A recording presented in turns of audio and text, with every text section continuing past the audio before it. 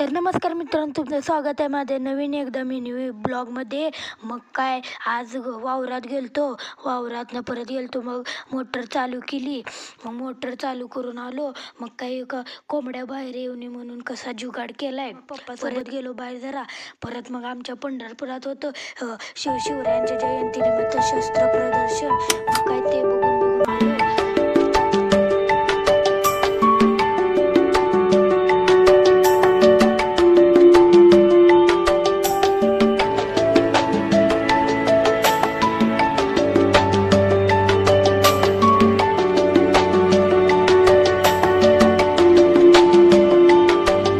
माझा बड्डे जवळ आलता म्हणून काही गेलो की कपडे घ्यायला आलो. परत मग केली कटिंग केलं. मग परत आलतो घरी आलो, भूक लागली.